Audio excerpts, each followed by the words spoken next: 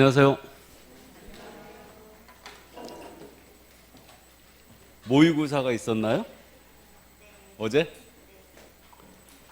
자, 그럼 179쪽 나갈 차례죠, 오늘. 문제집은 179쪽. 자, 부동산 등기 특별주시법 이론을 좀 먼저 보죠.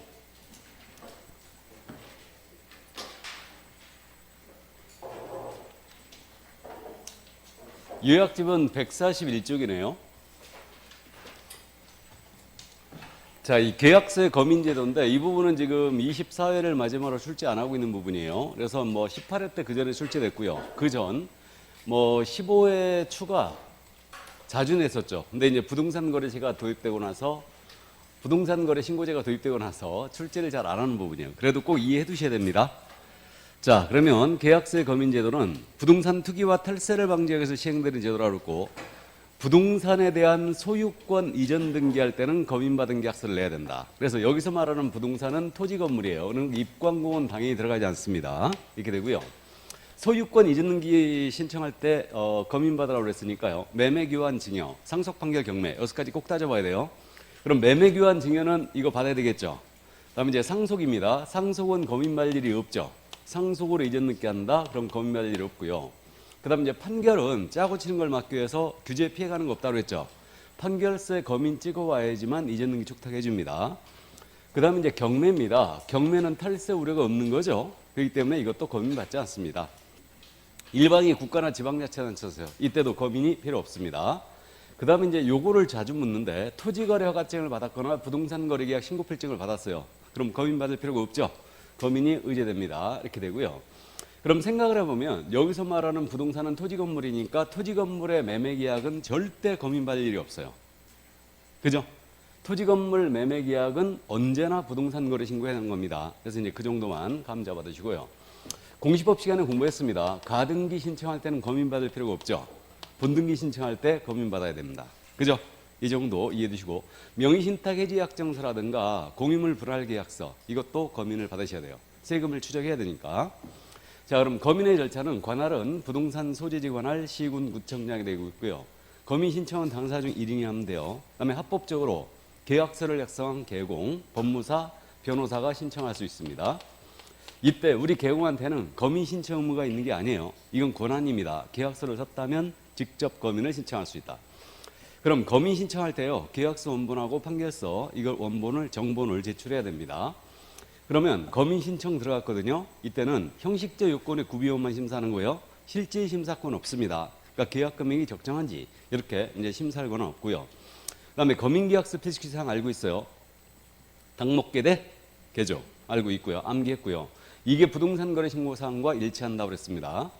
그리고 이제 요거 마지막으로 거민을 받지 아니하고 미등기 전매했지 않습니까? 그러면 이때는 1.3으로 처벌해요. 1.3인데 요거 1년 이하적 또는 3천만 원 벌금이죠.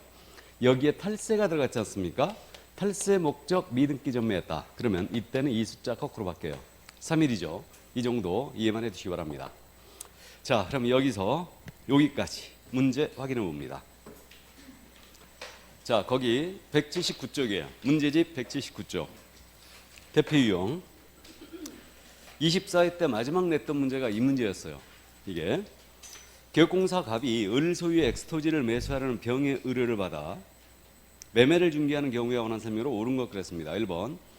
계약서를 작성한 갑이 자신의 이름으로는 그 계약서의 거민을 신청할 수 없다. X죠? 개공은 신청할 수 있습니다. 2번입니다. 엑스토지의 소유권을 이전받은 병이 매수대금의 지급을 위하여 엑스토지의 저당권을 설정하는 경우 저당권 설정 계약서도 거민 대상이 된다. 틀렸죠? 저당권은 거민 대상이 되지 않습니다. 소유권이 대상이다. 다음 3번. 병이 엑스토지에 대하여 매매를 원인으로 소유권 이전 청구권 보존을 위한 가등기에 기하여 본등기라는 경우 매매계약서는 거민 대상이 된다. 본등기 시 거민 신청 거민 받아야 되죠. 자, 그래 틀렸고, 그래 맞았고.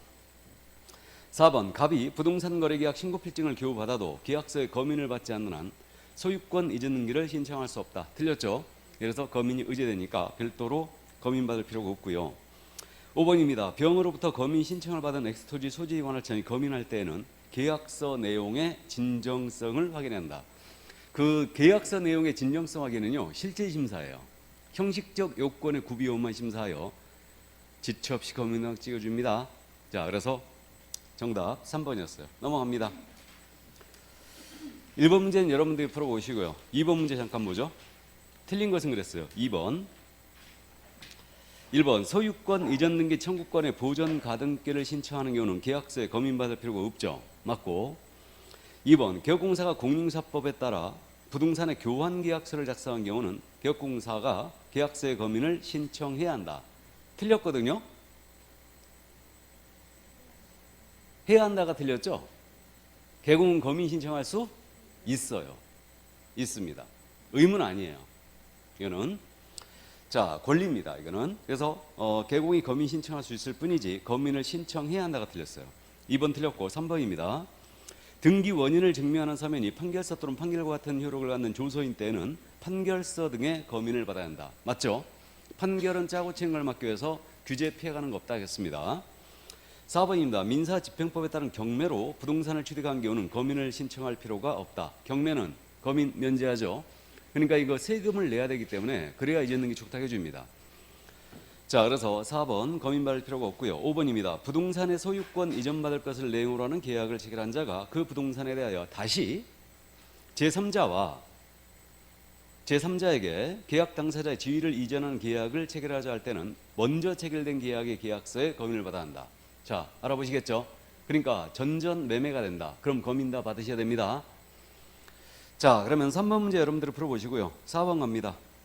옳은 것은 그랬는데 2개 이상의 시군구에 있는 수개의 부동산에 관한 검인을 받는 경우 그중 1개의 시군구를 관할하는 시장 등에게 검인을 신청해야 된다.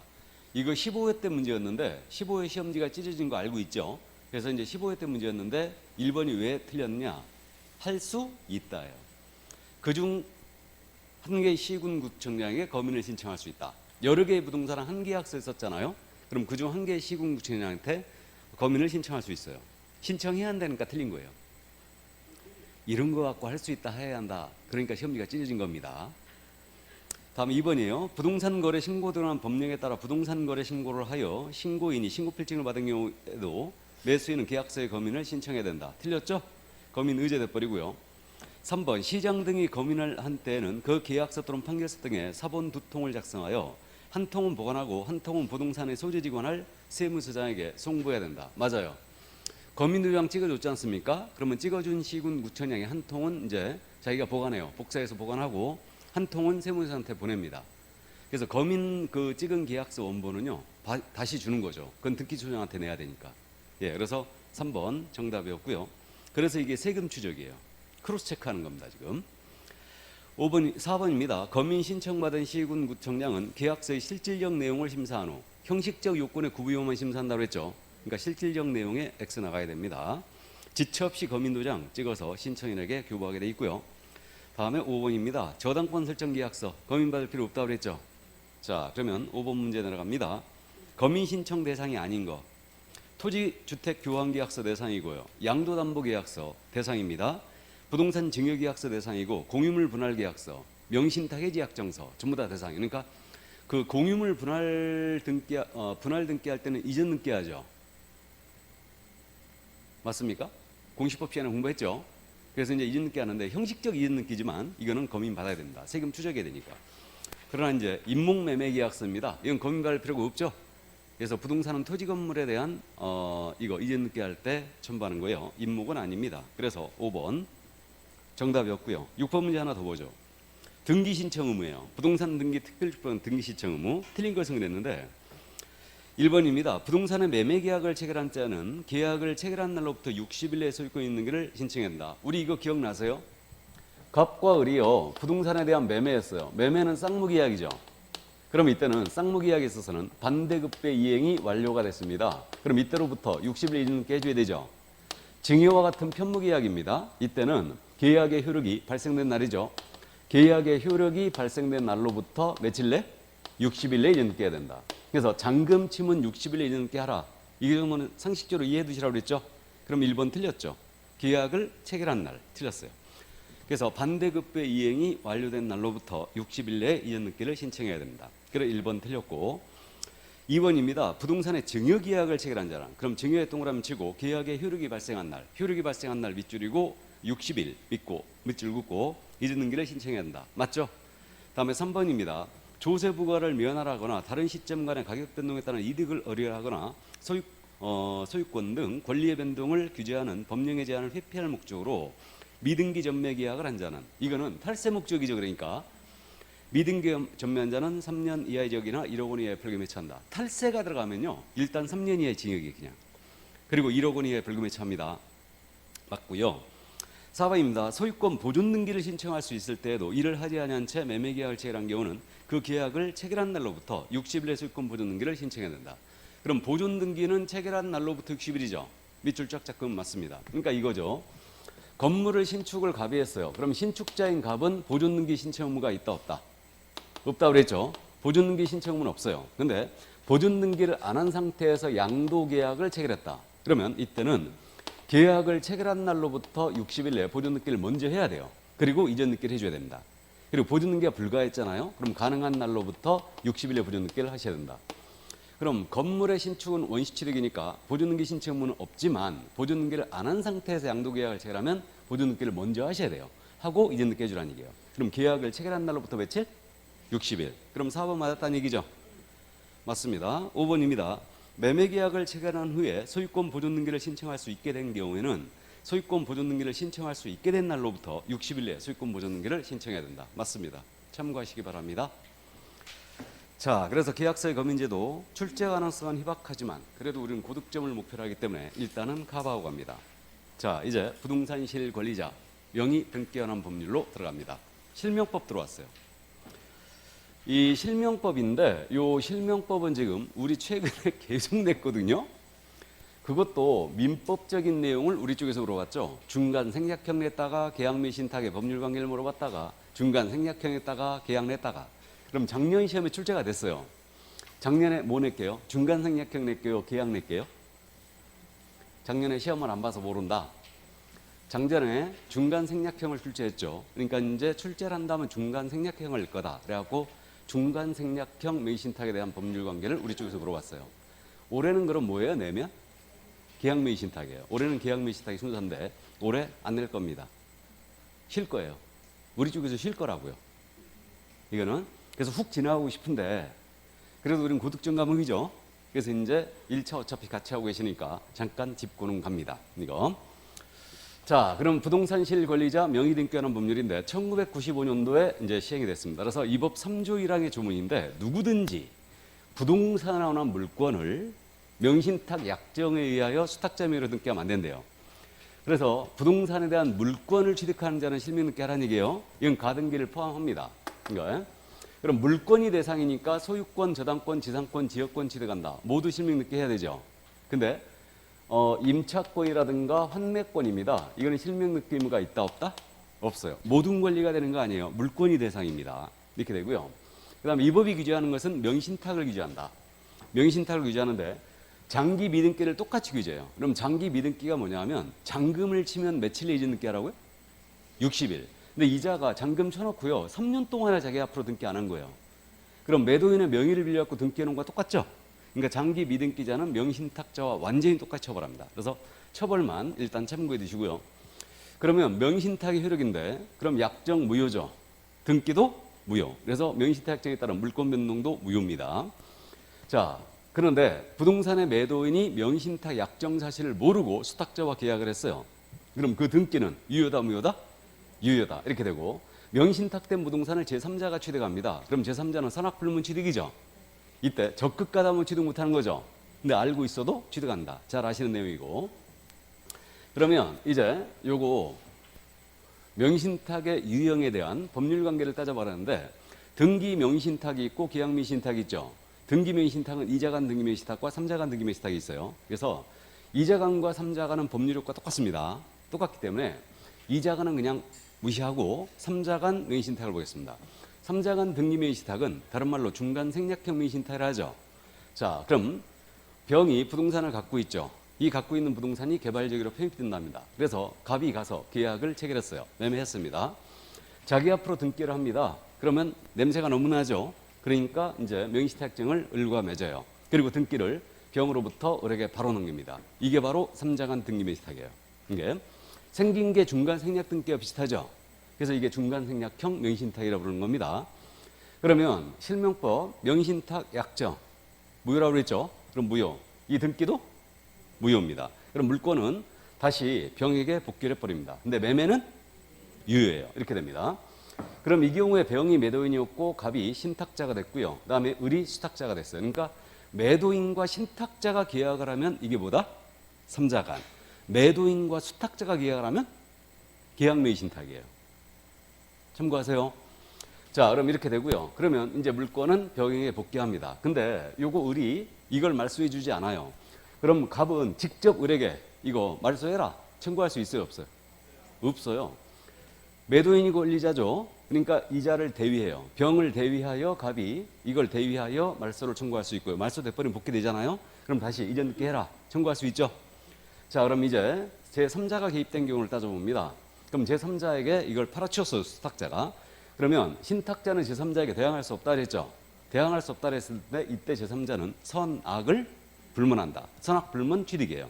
근데 적극 가담하면 배신행위에 적극 가담하면 이건 취득 못하는 거죠. 알고 있고요. 그럼 팔아치웠습니다. 비로소 이제 부당이득의 문제가 생기죠. 그럼 안 팔아치웠다면 이 경우는 부당이득의 문제가 생겨요, 안 생겨요? 안 생깁니다. 그래서 팔아치우면 이제 부당이득의 문제가 생기고 그러면 갑은 을을 상대로 부당이득 반환 청구 소송 가능하겠지만 실명법상 제재는 감수해야 된다고 그랬죠. 신탁자는 형사처벌이 어떻게 돼요? 5위. 5년에 2억 이하의 벌금이죠. 수탁자는 3일. 5위는 며칠 간다? 3일 간다. 이렇게 이제 기억합니다. 그래서 이 제재는 감수해야 돼요. 그럼 팔아치웠다 하여 이거 횡령으로 처단된다 안 된다? 횡령도 아니다. 이자간도 횡령 아니라고 그랬죠. 이렇게 됩니다. 그래서 이 정도 이해를 해 두시고요. 자, 이게 바로 3자간 등기명의신탁이었습니다. 그럼 이제 계약명의신탁 올해 출제한다면 요거를 출제할 순서가 됐다고 그랬는데 역시 부동산을 병이 갖고 있습니다. 이 부동산이 개발적으로 편입된대요. 이 정보를 갑이 입수했어요. 그래갖고 이제 갑이 직접 가서 계약을 체결하면 냄새가 너무 나니까 을과 명의신탁증을 맺죠. 그리고 자금을 지원합니다. 그리고 을이 가서 매매 계약을 체결해요. 이게. 그리고 등기도 을 명의로 하게 되죠. 이게 바로 계약명의신탁이다. 다른 사람을 앞세웠기 때문에 이걸 위명명의신탁이라는 거죠.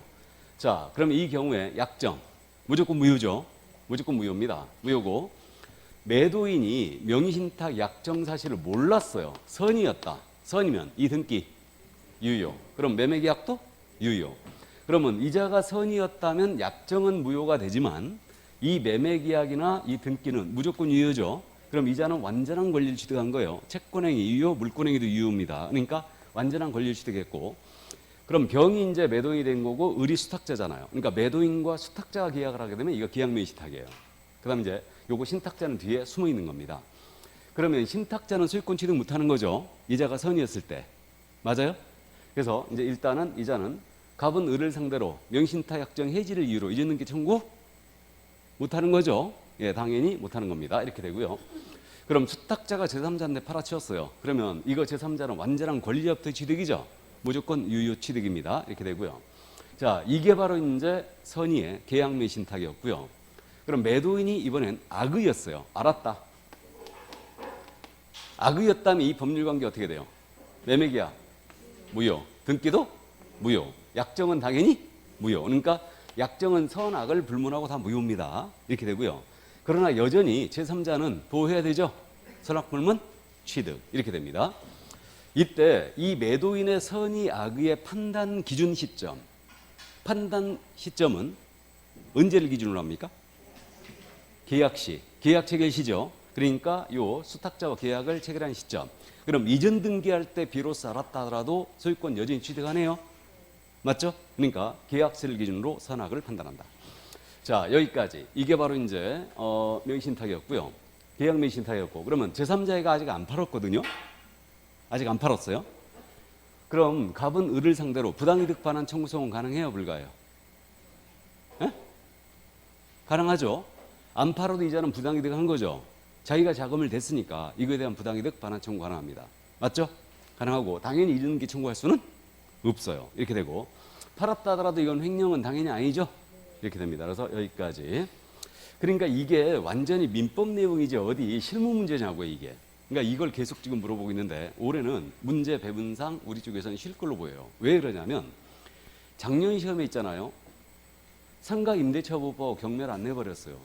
우리 쪽에서. 실명법을 내느라고. 그러니까 결국은 올해는 쉬고 상가법하고 경매를 틀림없이 낼 거예요. 이게. 자, 그럼 이제 우리가 지금서부터 이제 실무적으로 우리는 더 중요하다. 여기서부터가. 그럼 명신탁에서 제외되는 게 있죠? 채무변제 담보할 목적으로 채권자 앞으로 권리를 넘겨줘요. 그럼 이걸 뭐라 한다? 양도담보. 채권자에게 가등기 해주면 이걸 가등기 담보로 한다. 맞죠? 그럼 이거는 명신탁처럼 보이지만 담보 목적으로 넘어갔으니까 봐주겠다는 얘기예요. 이 얘기인데 제외됐습니다. 그럼 양도담보할 경우에 이전 늦게 하잖아요. 그럼 이전 늦게 할 때 담보라는 뜻이 기재된 서면을 등기관에게 제출해야 된다. 그럼 이 담보라는 뜻이 기재된 서면을 제출 안 하면 명의신탁으로 가는 겁니다. 이렇게 되는 거예요. 제외됐고요. 다음에 구분 소유자의 공유 등기입니다. 이건 상호명의신탁으로서 무늬만 명의신탁이죠. 제외됐어요. 그러니까 항상 예를 제가 그렇게 들었지 않습니까? 한 필지가 있어요. 이걸 정확하게 이분을 딱 나눠서 갑이 이쪽을 을이 이쪽을 취득하기로 했어요. 그럼 이렇게 하려면 원래 분필해야 되죠. 근데 분필 안 하는 겁니다. 그래갖고 갑 2분의 1, 을 2분의 1 해갖고 공유 등기를 해버리는 거예요. 이게 상호명의신탁이다. 그래서 이거는 한 필지 전체로 보게 되면 이때는 갑과 을의 소유자가 맞거든요. 그러니까 이건 제외시킨 거예요. 그래서 상호명의신탁이라는 것은 부동산의 위치와 면적을 특정하여 2인 이상이 구분 소유하기로 약정하고 그 공유로 하는 등기, 이것을 상호명의신탁이라 한다. 그래서 일단 제외시켰고 신탁법에 따라서 신탁재산 사실을 등기했습니다. 이것도 제외됐죠. 그래서 이제 제외됐어요. 자, 그러면 이제 특례입니다. 특례는 3명에 대해서만 인정하고 있어요. 종중에 대한 특례와 배우자에 대한 특례와 종교단체에 대한 특례가 있죠. 그럼 부자지간, 형제지간 특례 인정한다, 안 한다? 안 합니다. 그럼 원래 종중이 종중 외의자의 명의로 등기했거나 처가 취득하면서 배우자 명의로 남편 명의로 등기했어요. 이거 명의신탁으로 봐야 되죠. 다. 그 다음에 종교단체 산하주택이 종교단체 명의로 등기했습니다. 이것도 명의신탁으로 봐야 돼요. 근데 이게 특례는 이렇게 봐야 되겠지만 그렇게 등기했다 하더라도 조세포탈 목적, 강제집행을 면탈할 목적이라든가 기타 법령상 제한을 회피할 목적이 없었다. 이러한 불법 목적이 없다면 일부 규정을 적용하지 않아요. 효력 규정 적용하지 않습니다. 약정 등기 무효라는 효력 규정을 적용하지 않고 과징금, 이행강제금, 형벌이 있는데 제재에 관한 규정도 적용하지 않아요. 이게 특례예요. 법리적으로 따지면요, 이 둘은 완전히 구조를 달리해요. 얘는 처음부터 명의신탁이 아니에요. 근데 얘는 명의신탁이에요. 근데 명의신탁인데 일정한 불법 목적만 없다면 봐줄 뿐입니다. 근데 결론은 같다라는 얘기죠. 이거 특례가 적용이 됐거든요. 그러면 이 등기 유효다, 무효다? 유효. 다음에 구분 소유자 공유 등기예요. 이 등기도 유효. 그래서 학자들은 여기 상호명의신탁과 특례가 적용된 경우 있죠. 특례가 적용됐다는 얘기는 조세포탈 목적이 없었다는 얘기예요. 이러한 경우들은 유효한 명의신탁이라고 해서 18회 때 우리 쪽에서 이 법리를 물어봤던 겁니다. 18회 때. 그래서 그럼 유효한 명의신탁은 그렇게 이해하면 돼요. 유효한 명의신탁은 대외적으로는 소유자가 수탁자로 이해하면 돼요. 대외적으로는. 근데 대내적으로는 소유자가 누구? 신탁자가 되는 거죠. 그럼 이제 처가 남편 명의로 등기를 해놓은 거예요. 근데 조세포탈 목적이 없었거든요. 근데 이제 남편이 밥 먹는 것도 배기 싫어, 자는 것도 배기 싫어. 그럼 명의신탁정을 해지하고 나한테 다시 돌려라. 그럴 수 있겠죠? 예, 이렇게 됩니다. 이게. 자, 그래서 이거 특례 제외되는 경우 이해해 주시고요. 그 다음 이제 제재. 우리는 실무니까 두 제재도 이해하고 있어야 돼요. 과징금 이해하는데 이 과징금은 법을 위반하여 부당한 이득을 취했을 때 그 이익을 환수하는 제도를 원래 과징금 제도라고 해요. 그럼 제재적 성격을 띠고 있는데 이건 최고 30%라는 걸 명심해야 돼요. 확정금 30%가 아니니까 최고 30% 내에서 위반 기간, 부동산 가액에 따라서 대통령령으로 딱딱 정해져 있어요. 이 경우는 얼마, 이 경우는 얼마, 이 경우는 얼마 정해져 있고요. 이거는 이제 신탁자가 일단 대상이고 장기 미등기자, 담보서면 미제출 채권자와 채무자가 이제 대상이라는 거. 명의신탁자가 과징금 대상이에요. 자, 그다음에 이제 과징금 나갔거든요. 그럼 자기 앞으로 등기를 돌려야 되거든요. 그럼 과징금 부과일로부터 1년이 넘도록 등기 안 돌렸어요. 그럼 부동산 평가액의 10%가 이행강제로 나갑니다. 이걸 1차 이행강제라고 하고 1차 나갔거든요. 그럼에도 불구하고 1년이 넘도록 다시 등기를 안 했습니다. 자기 앞으로. 그럼 이때는 20%가 나가요. 그러니까 이 이행강제금은 1차 10, 2차 20 확정금이에요. 이렇게 됩니다. 이렇게 되고요. 그리고 이제 마지막으로 형벌도 나갑니다. 형벌은 이미 말씀드렸어요. 오인은 3일 간다고 그랬죠. 그러니까 오인은 신탁자, 3일은 누구? 수탁자예요. 여기까지. 그러니까 신탁자는 이 세 가지 다 맞을 수 있어요. 과징금, 이행강제금, 형벌까지 신탁자는 세 가지 다 맞을 수 있는데 수탁자는 과징금이나 이행강제금의 대상이 되지 않습니다. 수탁자는 형벌 대상이에요. 그냥. 참고하세요. 여기까지. 이게 바로 실명법이었습니다. 나머지 판례의 태도는 여러분들이 민법 시간에 다 공부를 합니다. 자, 그럼 여기까지 문제 확인합니다.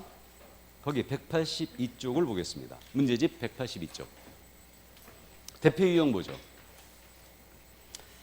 자, 28회 기출문제가 실려 있는데 대표 유형 보겠습니다. 갑과 친구 을을 명의수탁자론 계약 및 신탁 약정을 하였고 이에 따라 을은 2017년 10월 17일 날 병소유 엑스토지를 매수하여 을 명의로 등기하였다.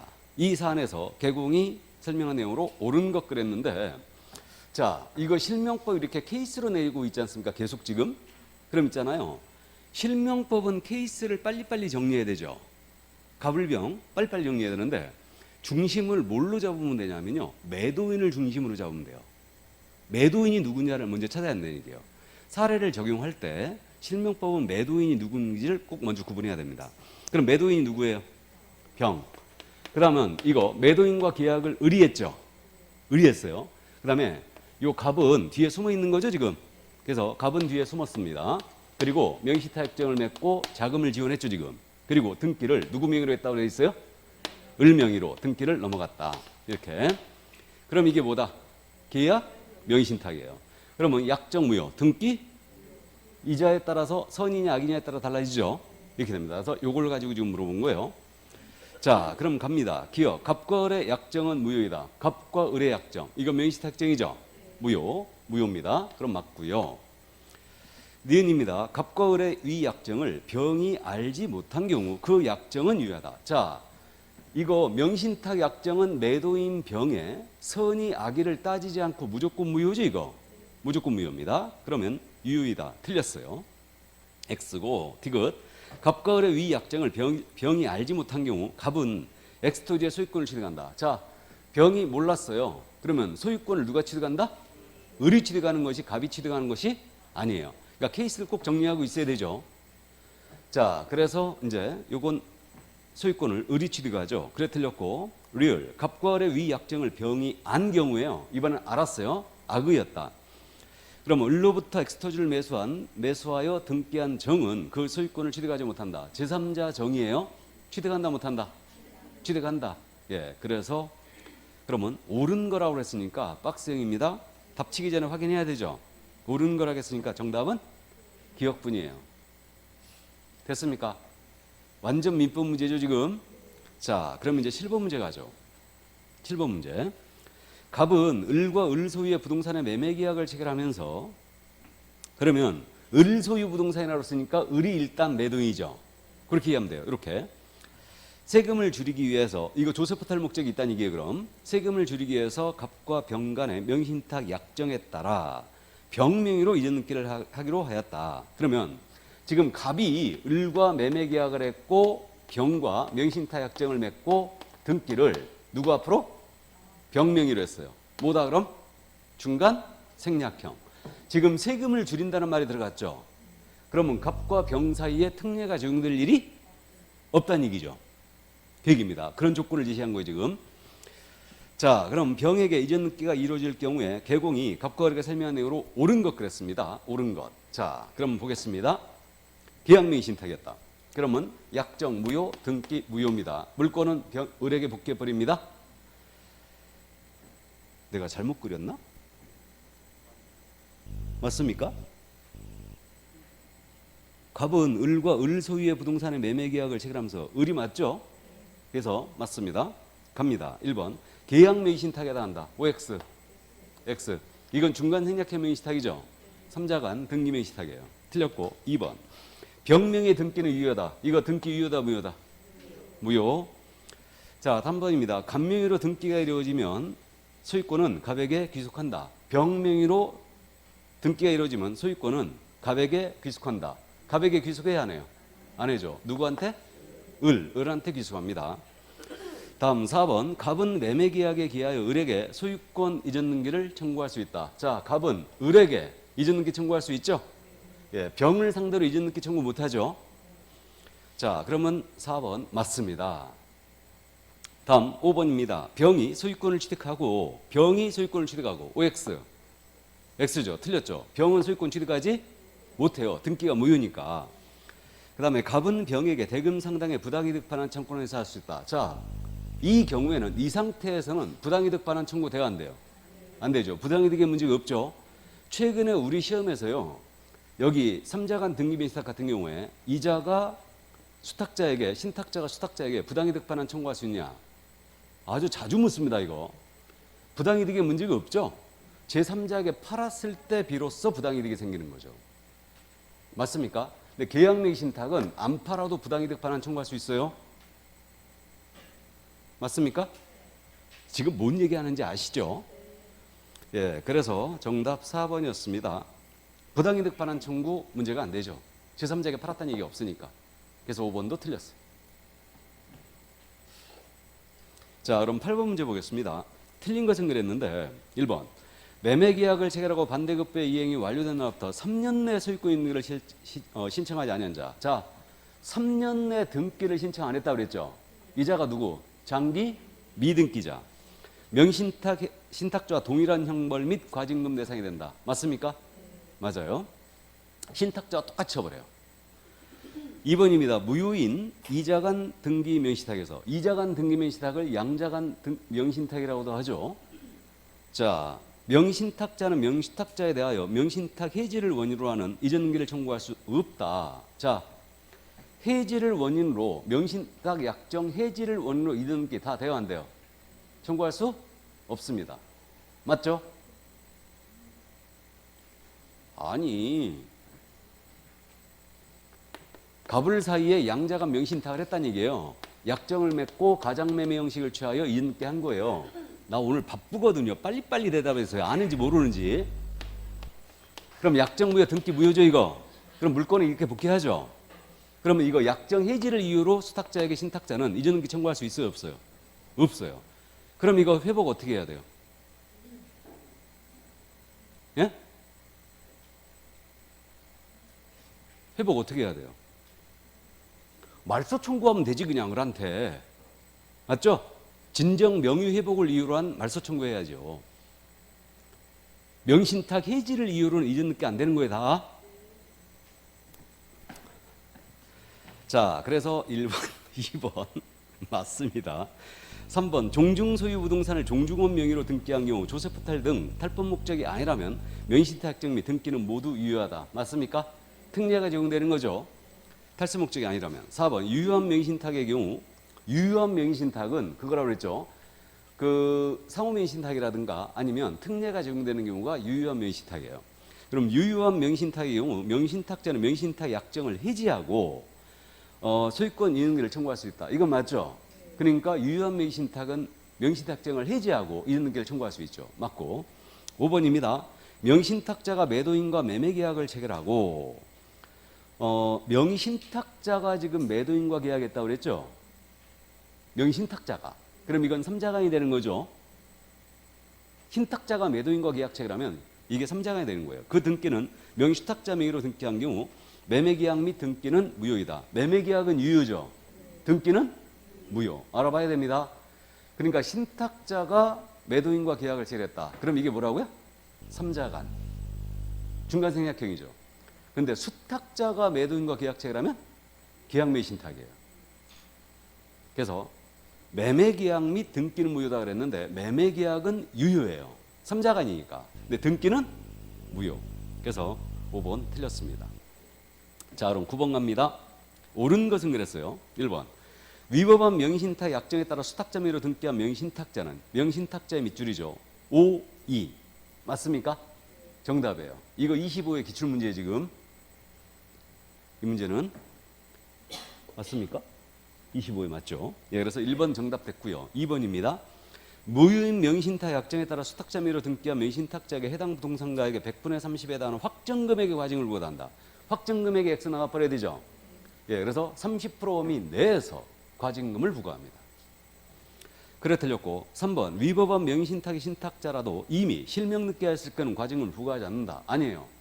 실명 늦게 했다라도 위반 기간이라든가 부동산 평가액에 따른 과징금 있죠. 이거는 부과를 합니다. 그대로. 자, 그래서 3번 틀렸고 4번입니다. 명신탁을 이유로 과징금을 부과받은 자에게 과징금 부과일로부터 부동산 평가액의 100분의 20에 해당하는 금액을 매년 이행강제로 부과한다. 일단 틀렸죠. 과징금 부과일로부터 1년이면 몇 프로? 10%. 다시 1년이면 20%. 근데 이거 이행강제금 꼭 기억해야 될 때가 있죠. 그러니까 이행강제금이 이제 3번 다 나왔는데 우리 토지거래 허가제에서 허가받은 목적대로 이용하지 않았어요. 허가받은 목적대로 이용하지 아니한 자. 이행강제금 기억해야 되죠. 3개월 내 기간을 정하여 이행 명령 떨어지고 여기에 불응하게 되면 여기서는 최고 몇 프로? 10% 범위 내에서 나갑니다. 그래서 방이 10개, 임대 7개 이렇게 기억했죠. 이거 꼭 기억해 두셔야 되고 그다음에 농지법은 참고하라고 했는데 농지에 대해서 처분 명령에 위반했어요. 농지를 도급계획에 사용하지 않으면 1년 내 처분해야 되고요. 통지해 줍니다. 안 했다. 6개월 내 기간을 정하여 처분 명령 나가죠. 6월 내 기간을 정하여 처분 명령이 떨어지고 여기에 불응하면 25%라고 했죠. 감정가 공시가 중 큰 금액이 25%예요. 이건 매년 확정금입니다. 이렇게 나가고 그 다음에 이제 여기 실명법에서 나왔죠. 1차 몇 프로? 10%. 2차는 20%. 이 정도 참고하시고 자 5번 갑니다. 종교단체 명의로 그 산하조직이 보유한 부동산이나 물건을 등기한 경우 등기는 언제나 무효이다. 조세포탈 등의 목적이 없으면 무효는 아닙니다. 맞죠? 유효예요. 조사포탈 등의 목적이 없다면 유효다. 언제나 무효이다. 틀렸어요. 자 10번 갑니다. 종중갑이 그 소유의 부동산을 종중을에게 명신탁한 경우에 관한 설명으로 틀린 것을 했어요. 그럼 종중입니다. 이건 특례가 적용될 수 있죠. 조세포탈 등의 목적이 없다면 특례가 적용된다. 1번입니다. 현행법상 이 명신탁정은 특별한 사정이 없는 한 유효하다. 맞아요? 진짜로? 맞아요? 틀려요? 틀렸습니다. 1번 틀렸어요. 이거 출제자는 지금 실명법을 잘못 이해하고 있는 것 같은데 그 특례 있잖아요. 종중과 배우자와 종교단체만 인정하고 있죠. 그럼 종중이 제가 청주 한가인데 우리 문중이 부동산 취득하면서 4명으로 등기해버렸어요. 이거 명신탁이 아니에요. 명신탁이지. 명신탁이에요. 특례는 명신탁이라고 그랬죠. 양도담보, 가등기담보, 상호명신탁은 처음부터 명신탁이 아니에요. 근데 이건 명신탁이에요. 1번 틀렸어요. 특별한 사정이 없는 한 무효예요. 이거 무효입니다. 조세포탈 등의 목적이 없다. 그때만 유효해요. 이해되세요? 출제자는 이걸 잘못 이해하고 있는 거예요. 지금 이거 내용에 대한 이해가 없이 문제가 나간 겁니다. 그럼 1번 틀렸어요. 이거 1번이 틀렸습니다. 정답지는 지금 5번으로 돼 있는데 5번은 맞았어요. 볼까요? 그럼 1번 틀렸습니다. 그럼 2번 이 명신탁이 조세포탈, 강제집행의 면탈 또는 법령상 제한을 회피를 목적으로 한 경우에는 효력이 없다. 맞죠? 그럼 맞고 3번 병이 명신탁 사실을 알고 을로부터 이 부동산을 매수하고 소유권 인계를 한 경우라도 병은 원칙적으로 소유권을 취득한다. 맞아요? 그러면 이게 무효라 하더라도 제3자는 이거 취득하는 거죠. 신탁자는 제3자에게 대항할 수 없으니 당연히 취득하는 거죠. 그럼 3번도 맞았어요. 이게. 그럼 4번 병이 을의 배임행위에 적극 가담하여 매수하고 소유권 인계를 했다면 병은 소유권을 취득할 수 없다. 이건 103조 위반이죠. 그러니까 얘는 적극 가담하면 취득 못하는 거죠. 그럼 4번입니다. 병이 을의 배신행위에 적극 가담하여 매수한 경우 갑종중은 직접 병을 상대로 소유권 이전기의 말소를 청구할 수 있다. 맞나요? 자, 지금 종중갑이었죠. 종중은 을한테 명신탁을 했죠. 근데 이때 이 을이 제3자에게 팔아치운 거 아니에요 지금. 그죠? 이거 양자간하고 비슷하잖아요 지금. 특례가 적용되지 않으면 이거 양자간이죠. 그러면 이 권리는 지금 누구한테 있는 거예요? 갑한테, 종중한테 있습니다. 그럼 이자는 직접 병을 상대로 말소 청구할 수 있어요, 없어요? 예? 아, 있죠. 직접 말소 청구할 수 있죠. 이자는 권리자니까.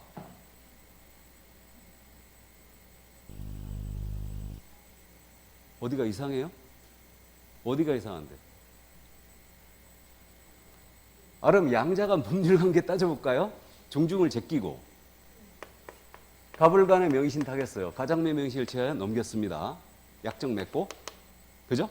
등기 이렇게 넘어갔어. 이자가 제3자에게 팔아치웠어요. 제3자 선악불문 취득이죠. 적극 가담했어요. 이 등기 무효. 그럼 권리자는 누구예요? 갑이지. 이것도 무효니까. 맞죠? 그럼 말소 청구할 수 있어요, 없어요? 있죠, 당연히. 네 앞으로 등기한 거 말소해라. 아닙니까? 왜 그러십니까? 출제자가 출제 잘못했어요. 정답 1번 처리합니다. 종중이 종중 외의자의 명의로 등기했다. 이거는 양자간으로 일단 보는 거예요. 명신탁이에요. 사만 조세 포탈 등의 목적이 없다면 등기가 유효할 뿐이에요. 이해되십니까? 그러니까 완전히 거꾸로 보고 있는 거지. 그러니까 이 출제자는 지금 각도를 종중이 종중 외의자의 명의로 등기했다. 원칙적으로 유효라고 보고 있는 거예요. 아니에요. 원칙적으로 무효예요. 무효고 조세 포탈 등의 목적이 없다면 유효가 되는 거예요. 이해되십니까? 이게 맞아요. 자, 그래서 1번 정답 처리합니다. 자, 11번 내려갑니다. 유효한 명의신탁에 관한 개공의 설명 중 틀린 것을 그랬는데 이게 18회 때 나왔죠. 유효한 명의신탁이. 그럼 유효한 명의신탁은요. 대외적으로는 등기 명의인이 소유자라고 보면 돼요. 대내적으로는 신탁자죠. 자, 갑니다. 1번. 배우자 명의로 부동산 한 물건을 등기한 경우로서 조세포탈, 강제집행의 면탈 또는 법령상 제한의 회피를 목적으로 하지 않는 명의신탁은 유효하다. 맞죠? 2번. 명의신탁자는 대내적으로 수탁자에게 대하여 실질적 소유권을 주장할 수 있죠. 맞고 그럼. 3번. 명의수탁자의 점유는 권원의 객관적 성질상 타주점에 해당하므로. 맞아요? 수탁자의 점유는 타주점이죠. 그 다음에 명의수탁자 또는 그 상속인은 소유권을 시효취득할 수 있어요, 없어요? 시효취득? 못합니다. 그죠?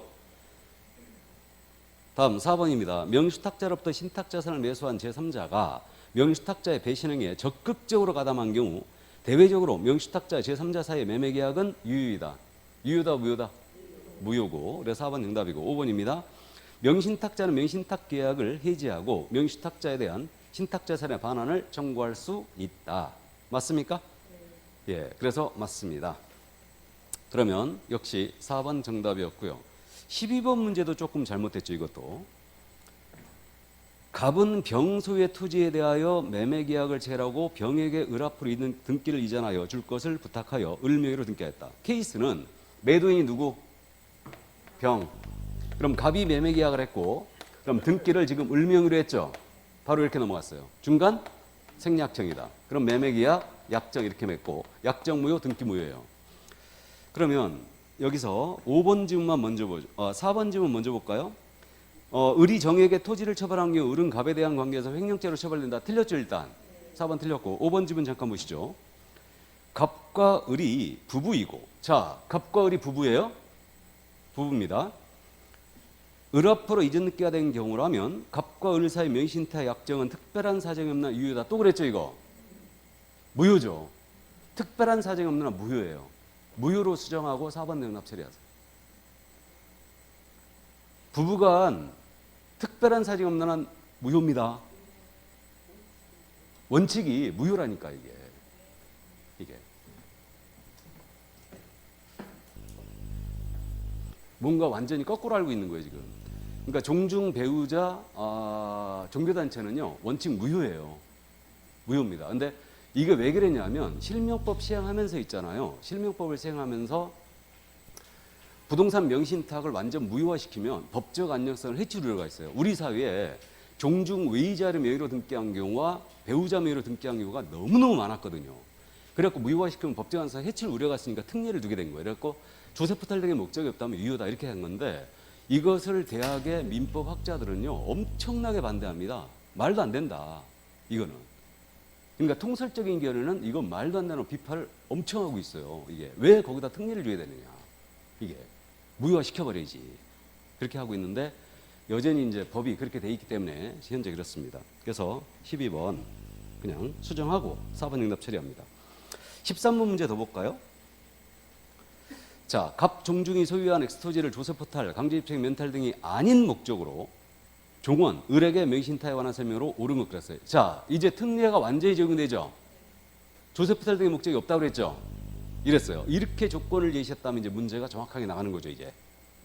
그러면 을이 병에게 그 부동산을 처분한 경우 병이 악의이면 원칙적으로 소유권을 취득하지 못한다. 틀렸죠? 예, 선악불문 취득. 2번입니다. 제3자가 목적물을 불법 점유하는 경우 갑은 소유권에 기한 방해, 배제를 직접 청구할 수 있다. 이거 갑은 지금 현재 종중이죠. 갑이 종중이고 종원 을한테 지금 현재 명의신탁을 했는데 특례가 적용되고 있죠, 지금. 그러면 이때는 제3자에 대한 관계에서는 을이 소유자로 봐야 되죠. 그럼 직접 제3자에게 방해, 배제 청구할 수 없어요. 그래 틀렸고 3번입니다. 을의 명의 등기가 원인 없이 병에게 이전 경우 갑은 직접 병에게 명의 회복을 위한 이전 등기를 청구할 수 있다. 지금 현재 을의 명의가 등기 원인 없이 병에게 이전이 돼버렸어요. 이게. 그럼 갑은 직접 병에게 청구할 수 있다, 없다? 없다. 제3자에 대한 관계에서는 지금 을이 소유자로 되는 거죠. 이게. 갑은 직접 청구 안 돼요. 이거는. 유효한 명의신탁이 됐으니까. 그래서 4번입니다. 을이 평온 공연하게 10년간 엑스토지를 점유하더라도 을은 이를 시효취득할 수 없다. 지금 현재 수탁자의 재물은 탈주점으로 봐야 되죠. 그렇다면 시효취득 못한다고 봐야 되죠. 다음에 5번입니다. 갑이 명신탁을 해지하면 당연히 소유권이 갑에게 복귀하므로 명의가 회복되기 전에 을이 병에게 부동산을 처분한 경우 갑은 병에게 소유권을 주장할 수 있다. 돼요, 안 돼요? 안 되죠. 갑은 여전히 제3자에 대해서는 주장할 수 없죠. 안 됩니다. 이게. 그래서 해지를 하고 그러면 명신탁 약정을 이제 종중은 해지를 하고 이전 등기에 다시 돌려라. 그럴 수 있죠? 이전 요청할 수 있다. 이때는 검인 받아야 됩니다. 이게 명신탁 해지 약정서예요. 여기다 검인 받아야 돼요. 탈세 추적해야 되니까. 자, 그래서 정답 4번이었습니다. 자, 그러면 이제 분묘기지권과 장사법이 등장하고 있습니다. 분묘기지권 장사법. 자, 이론을 볼까요? 뭐 분묘기지권과 장사법 오래 쉬지 않을까라는 생각을 조금 해보는데 어쨌든 좋습니다. 요약집은 120쪽이에요. 이건 뭐 너무너무 잘 아시니까. 요약집은 120쪽. 맞아요, 페이지?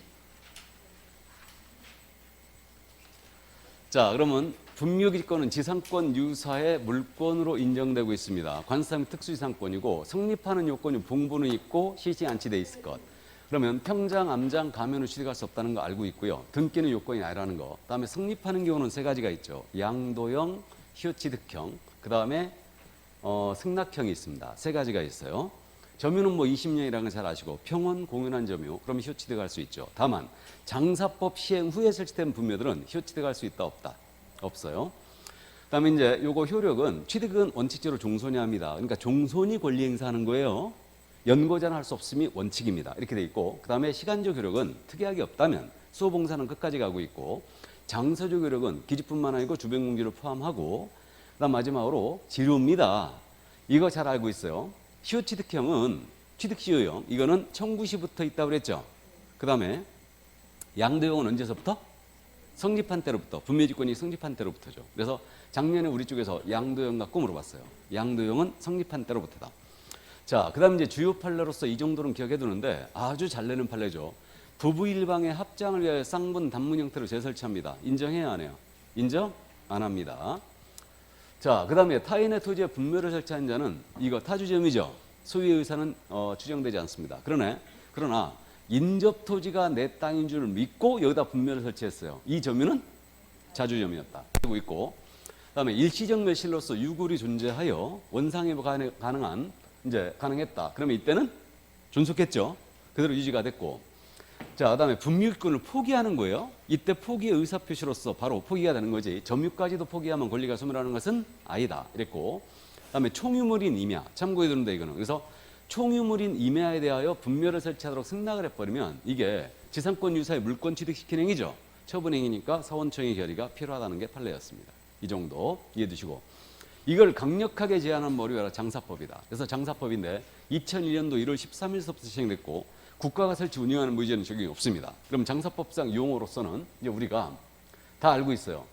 개인묘지라는 것은 한 분이라든가 부부관계였던 분을 모시는 게 개인묘지예요. 그 다음에 가족묘지는 민법에 따라 친족관계였던 분을 같은 구역으로 모시는 거고 종중묘지는 종중원이었던 분들을 같은 구역 안에 모시는 거예요. 그 다음에 이제 재단법인, 법인이 있는데 법인묘지는 재단법인을 설립해갖고 설치하는 겁니다. 그렇게 되고 그 다음 뭐 개장은 열개자로 해서 이장하라 파이치행이고 봉안설 자연장 문제 알아요. 자 그러면 첫 번째 기억할 점이 사후신고를 꼭 한다. 사후신고. 그래서 이거 매장을 하거나 개인묘지, 개인 자연장지를 조성했어요. 30일 내에 신고해야 되죠. 이렇게 되고 그 다음에 화장, 개장, 사전신고고 화장시설, 봉안시설 설치도 사전신고고 가족이나 문중 자연장지 있잖아요. 이거는 사전에 신고하면 된다. 근데 개인 자연장지는 사후신고다. 나머지는 다 허가예요. 그래서 개인자 기억을 꼭 해두시고 30일 내에 사후신고. 다음 면적 제한. 한 기당 시설물의 설치 규모를 포함하는데 한 기당 면적은 몇이라고요?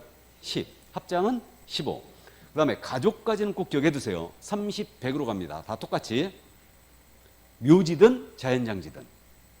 30, 100이다. 그래서 우리가 개인자가 들어가면 어떻게 기억했어요? 30, 30제. 꼭 기억해야 됩니다. 이거. 30일 내에 사후신고고 30제곱미터 못 넘기는 거죠. 그래서 개인자가 들어가면 전부 다 30, 30이다. 이렇게 이해하시고. 묘지는 기본적으로 허가라고 기억하라고 그랬어요. 그러니까 개인 묘지는 사후신고고 이건 허가이다. 이건 허가입니다. 전부 다 허가고 여기 가족 문중자연장지 있죠. 이거는 사전 신고예요. 자연 친화적인 방식이니까 가족이나 문중자연 사전 신고고 개인 자연장지는 30일 내에 사후신고였죠. 30일 내에 사후신고였고 이건 사전 신고다. 그러면 종교단체와 법인자연장지는 이건 허가받아야 되겠죠. 이렇게 됩니다. 그래서 보여요? 이렇게 참고해 두시고 여기 봉안묘의 높이는 10cm, 봉안묘 면적은 2제곱미터를 못 넘긴다고 그랬어요. 이 정도 하시고 봉분의 높이는 1m, 평균 50cm 못 넘기는데 이건 참고사항이에요. 이거는. 그래서 두 번째 기억할 거. 면적 제한을 꼭 기억한다. 가족까지는 기억하라고 그랬어요. 가족까지는. 30, 100이죠. 여기까지 이제 기억해 두시고. 자, 그 다음 이제 세 번째 기억할 거는 준속기한이에요. 이건 잘 아셔요. 공설묘지나 사설묘지에 설치된 분묘 준속기한은 몇 년으로 한다? 30년이고 1회 30년 연장할 수 있죠. 그럼 조례로 이건 5년 30년 미만에 관해서 단축할 수 있는데 단축이 없다면 최장기한이 60년이죠. 그럼 만료됐을 때도 꼭 기억해야 됩니다. 만료되면 철거해야 돼요. 1년 내 철거해야 되죠. 1년 내 철거하여 화장하거나 봉안시설을 모셔야 된다. 이렇게 되고 그 다음에 이제 마지막으로 타인의 토지 등에 설치된 분묘처리인데 타인의 토지나 묘지에다가 자연장지에다가 승낙을 안 받고 설치했어요. 이거. 그럼 이거 보존권리 주장한다 못한다? 못한다. 그러니까 장사법 시행 후에 설치된 분묘들은 시효취득형은 인정한다 안 한다? 안 한다고 그랬어요. 요 규정 때문에. 보존권리 주장 못한다고 그랬기 때문에. 근데 이전에 설치된 분묘들은 분묘지권 인정하는 거죠? 여기까지. 됐습니까? 냈으면 좋겠는데 안 낼 것 같아요. 이거 맞힐 수 있거든요. 왜 그러냐면 올해 이걸 낼 게 아니고 농지법을 내야 된다니까. 올해. 우리 쪽에서. 문제 배분상 지금 현재 실무 쪽이 6문제밖에 안 되기 때문에 주임법, 상임법, 경매, 대리인 한 문제씩 내야 되잖아요. 벌써 4문제예요. 그럼 또 한 문제가 지금 확정적으로 돼 있는 게 확인 설명서 작성 요령 있잖아요. 이거 내야 되잖아요, 지금. 작년 안 냈으니까. 그러니까 지금 이거냐, 아니면 실명법이냐, 아니면 농지법이냐, 이거 셋 중에 하나인데 셋 다 하고 가면 되지 뭐. 맞죠? 그렇게 되는 겁니다, 이게. 문제를 보는 각도는요, 타의 추정을 불허합니다. 나는 다른 사람하고 문제 보는 각도를 비교하는 것 자체가 불쾌해. 자, 그럼 문제 보겠습니다. 문제. 그냥 커피 한 잔 먹고 할까요? 그러죠.